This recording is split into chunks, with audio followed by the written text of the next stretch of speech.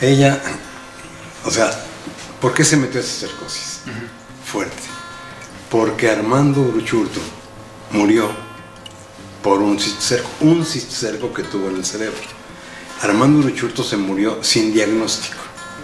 Se había ido con Doporto y Mateos a Querétaro y se quedaron a ver al día siguiente a tal hora, a las 10 de la mañana, y no. ¿Qué pasa con Armando? Fueron a su cuarto y estaba dormido, pero no respondía. Entonces se lo trajeron a México, lo metieron le hicieron todas las pruebas y no supieron de qué se murió. Y fue en la autopsia, o sea, el colmo de un patólogo es que te hagan la necropsia, ¿no? Entonces le hicieron la necropsia y le encontraron un cisticerco.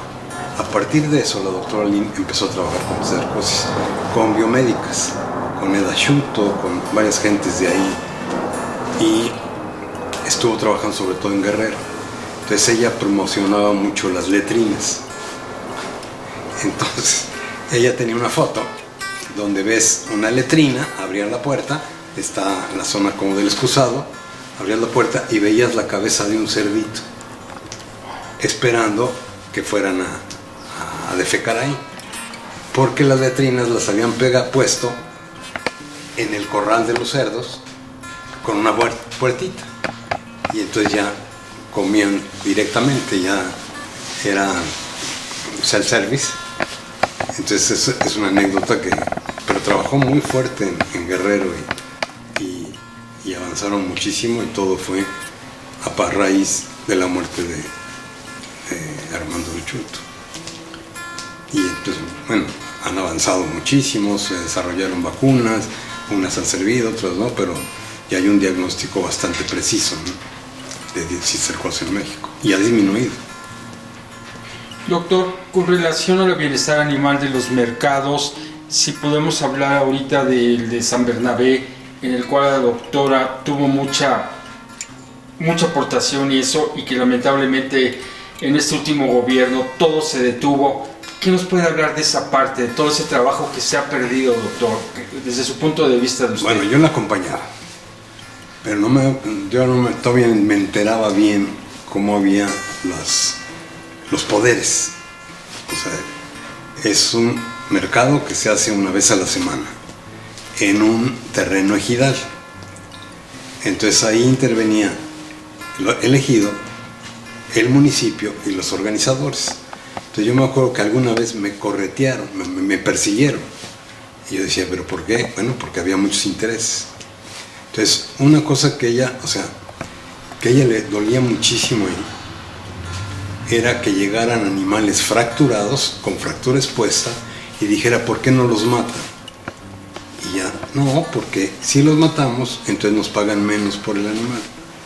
Entonces ahí estaban sufriendo los animales, y ella decía, bueno, vamos a hacer aquí una planta de matanza, de sacrificio, de matanza, y en eso estábamos. Digo, con mi cuñado, que es arquitecto, se diseñó y se hizo lo que serían las corraletas de caballos, allá en San Bernabé. Y bueno, ella empezó a trabajar también con el diseño de algunas rampas portátiles, a probarlas y un poco ir concientizando a la gente. Pero ese mercado atrae mucha gente, y no solo era de mercado de ganado. Empezó a haber mercado de comida, mercado de ropa, mercado y drogas. Entonces ya era muy atractivo. Era una plaza económicamente atractivo para un sinnúmero de gentes. Y entonces obviamente había que, ¿cómo se dice?, alinear o agrupar, o que estén de acuerdo esos tres grupos que te decía, de ejidatarios, del alcalde, del municipio, y los otros interesados, los comerciantes. Entonces no era fácil. Entonces obviamente seguro allá había dinero, y si ahora está parado es porque no ha podido haber continuidad, ni de las mismas autoridades, porque ya han cambiado mucho, ¿no? Entonces ya no sé, yo ya dejé de participar en eso hace tiempo. Pero tengo muchísimas fotos, pero de eso que te digo, los animales casi muertos, súper heridos, o sea, terrible, ¿no? Y eso ella no lo soportaba. Entonces siempre había recomendación, ¿por qué no hacen esto? ¿Por qué no hacen esto? Y todo es dinero. Pero bueno. Doctor, ¿nos puede hablar un poco de la doctora como maestra? Sí, yo fui su alumno. Es que era estricta en todo. Era muy clara, pero quería perfección, o sea, no, que no titubearas. Esto es o no es, o sea. Entonces, pero era muy bueno, a mí me gustaba mucho. Era dura, sí era dura. Yo no fui ayudante de ella, pero sí fui ayudante de Armando Antillón y de Jara, no sé, Juan de Jara y Bedoya.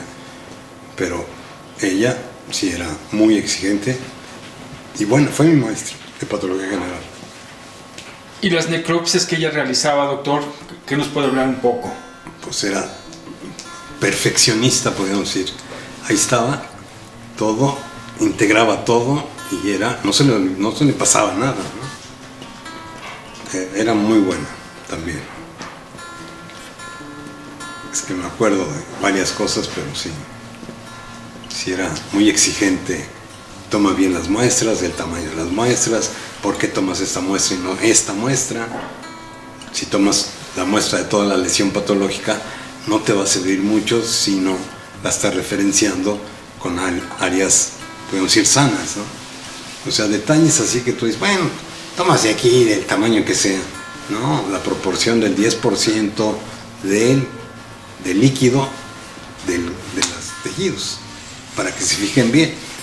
No que llenes un botecito al 80% porque no se van a fijar y se van a echar a perder y luego no vas a poder interpretar las lesiones. Le encantaba eso y la histopatología le encantaba.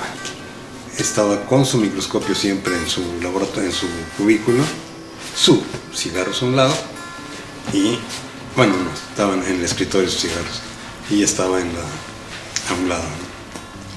Doctor, en el 2003 me tocó, cuando era director Luis Zarco, que había pláticas en el siglo XXI en lo que es el Seguro Social. Entonces, pues yo llevaba a la doctora, yo la llevaba y cruzaba al Cuauhtémoc y todo. Y tengo una gran referencia que eso quisiera que usted pudiera platicar. La doctora rebasó todo lo que fue la medicina veterinaria y también estuvo empapada con la medicina humana. Sí. Yo me acuerdo que le tomé una foto que no encuentro con el doctor Kumate. Que el doctor Kumate, pues estábamos hablando de el doctor Kumate, y me acuerdo que esa vez hubo esa plática de la rabia en el siglo XXI. ¿Usted nos pudiera hablar de que la doctora, esa parte que la ubican como médica veterinaria, pero yo creo que ha rebasado fronteras y esa parte, doctor, usted, si nos puede hablar con qué otros doctores, a lo mejor con Ruy Pérez Tamayo, la doctora tuvo contacto, si nos pudiera hablar de qué doctores pudo haber tenido relación y también a lo mejor presidentes o no sé, si toda esa parte usted nos los pudiera comentar, doctor. Lo único que tengo, que yo lo vi, una vez estaba Elsa, era la secretaria, y había un señor sentado, muy serio, muy tranquilo, y en eso sale la doctora: Elsa, ¿por qué no me dijo que estaba aquí el doctor Ruy Pérez Tamayo? ¿Por qué lo hace esperar tanto? Eso yo lo vi. Y sí, tenía una muy buena relación con Ruy Pérez Tamayo, es patólogo. Y sí era una persona de opinión, o sea, que buscaban su opinión. Por ejemplo, sobre todo en aspectos de zoonosis como rabia, era muy importante su opinión. Ella no estoy seguro si fue de la Academia de Medicina también, pero participaba continuamente con la Academia de Medicina. Pero no inventaría si te dijera más. Pero sí, por ejemplo, no es médico, el doctor Ciro iba y pedía consulta a ella y a la doctora Velázquez. O sea, eran los pilares de la facultad en ese tiempo, eran la doctora Velázquez y la doctora Ali. Y esto genera obviamente muchas envidias, ¿no? Pero eran gente sin sesgos, profesionales. Y ya, digo, Es que no sé. Desde su punto de vista, ¿qué cree que le faltó por terminar o hacer a la doctora emérita, que aparte se emérita la doctora Lin Shuneman de Aluja? Que acuñaron la medalla de emeritaje por ella. Fue la primera, por lo menos en veterinaria, la primera mujer emérita. Pero bueno, ¿qué le faltó? Ser director no podía, porque hay en la legislación tienes que ser mexicano por nacimiento, entonces no podía. Y no le interesaba además. O sea, yo creo que le faltó más apoyo en términos de difusión, por ejemplo, de las normas, de darle seguimiento. O sea, estamos hablando de normas de 95 y hasta ahora están revisando unas. Entonces tú dices, hay falta una voluntad política, podemos decir, técnico-política, ¿no? Que es importante. O sea, lo que significa pérdida económica, pérdida en matanza y transporte es increíble. Son como el 20%. Ya hicimos cálculo otra vez. Y entonces eso, no, ya olvídate del proteccionismo, olvídate del bienestar. Económicamente pudo haber sido mucho más redituable si lo hubieran apoyado desde un principio. Entonces, o sea, tiene mucha influencia. Tal vez no tanta influencia de equipo como la doctora Velázquez, porque ella sí hizo un equipo más grande, pero sí una influencia científica, profesional, muy fuerte y muy sólida. Pero creo que a ella le hubiera gustado tal vez vivir otros 50 años más bien, empujando a la gente. No, ha hecho mucho. Creo que ha sido muy importante para la facultad y para México mismo. Reconocida internacionalmente, o sea, tanto en el aspecto patológico como en el aspecto de bienestar. Doctor, para cerrar esta plática, quisiera mandar a usted un mensaje a sus dos hijos, a Martín y a Andrés, con respecto a lo que habló usted de la doctora Lin. Pues sí, que estén muy orgullosos de la madre que tuvieron. Digo que no la aprendieron mucho, pero que sí estoy muy orgulloso. No. O sea, son dos personalidades muy diferentes y los dos han desarrollado y se han destacado en sus actividades. Y gran parte ha haber sido la educación tanto de la doctora como de la doctora Luján sobre ellos, ¿no? O sea, esos son dos tipos muy positivos que están aportando y que pues los felicito de haber tenido esa madre, aunque luego sí los traía marcando el paso, ¿no? Pero sí, buenos tipos los dos, buenos amigos. Doctor, muchas gracias. No, hombre, gracias a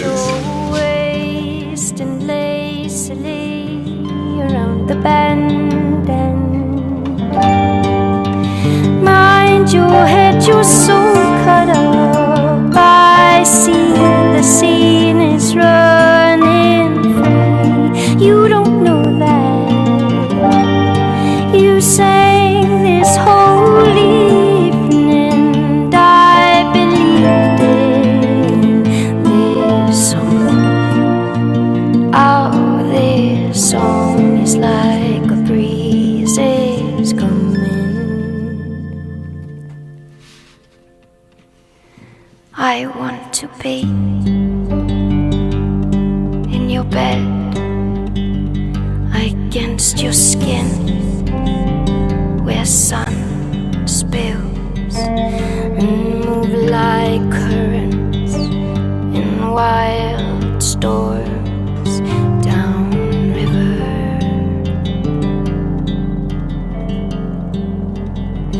Ooh, come a days and mountains that your